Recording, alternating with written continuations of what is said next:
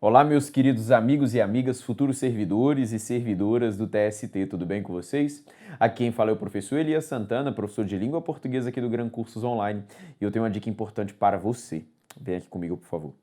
Se eu escrevo assim, ó, o Brasil e a Argentina,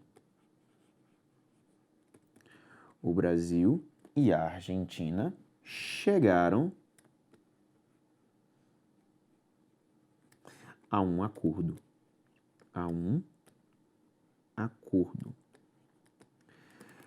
Meus queridos, nessa minha construção, quem é que chegaram a um acordo? O Brasil e a Argentina. Esse é o meu sujeito. Note para mim que esse sujeito não é um sujeito qualquer, ele é um sujeito chamado de sujeito composto. E por que ele é um sujeito composto? Ora, porque há dois núcleos. O primeiro núcleo é Brasil, o segundo núcleo, Argentina. E esse sujeito composto ele está unido por uma conjunção de propriedades aditivas. E mais que isso, esse sujeito composto ele está antes do verbo, então falamos que esse sujeito ele está anteposto. Tudo bem? Quando há na língua portuguesa um sujeito composto anteposto ao verbo, unido por conjunção aditiva, esse meu verbo aqui, ó, ele só e somente só pode ficar no plural. Vou destacar aqui para você, ó. Esse verbo, ele só pode ficar no plural. Só no plural. Professor, mas o vocábulo Brasil, assim como o vocábulo Argentina, estão no singular. Mas a concordância não é feita com o vocábulo, mas com a ideia de que há dois núcleos. Tudo bem? Se há dois, verbo no plural. Agora, a situação é um pouco diferente se o sujeito estiver posposto ao verbo. Veja comigo, por favor. Se eu fizer uma nova estrutura, vou inverter um pouco essa oração e vou colocar para você assim, ó. Chegaram a um acordo. Chegaram a um acordo o Brasil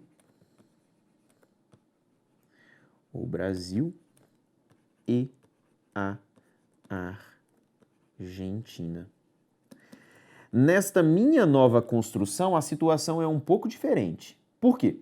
Quem é que chegaram a um acordo? O Brasil e a Argentina. Isso não deixou de ser o meu sujeito. Esse sujeito não deixou de ser composto. Esse meu sujeito não deixou de ser unido por uma conjunção de propriedades aditivas. Só que esse sujeito agora ele está posposto ao verbo.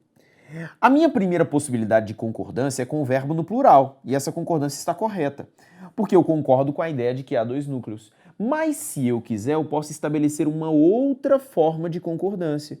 Eu poderia colocar assim, ó, chegou a um acordo o Brasil e a Argentina.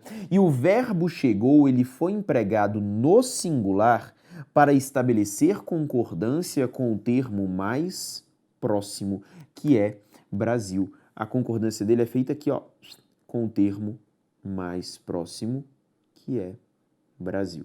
Então, em linhas gerais, o que eu quero dizer é o seguinte: estamos diante de sujeitos compostos unidos por conjunções aditivas. Se esse sujeito estiver anteposto ao verbo, seguindo a ordem direta da oração, se ele estiver anteposto ao verbo, o verbo só pode ficar no plural, uma vez que eu concordo com o fato de que há dois núcleos. Agora, se o sujeito for composto e posposto ao verbo, posposto, eu posso concordar com a ideia de que há dois núcleos, plural, ou eu posso concordar só com o mais próximo. É a chamada concordância genérica, neste caso, e aqui a concordância atrativa com o mais próximo. Na concordância atrativa, o que eu preciso fazer? Eu tenho de olhar qual é o vocábulo mais próximo. Esse vocábulo está no singular? Então eu posso colocar no singular.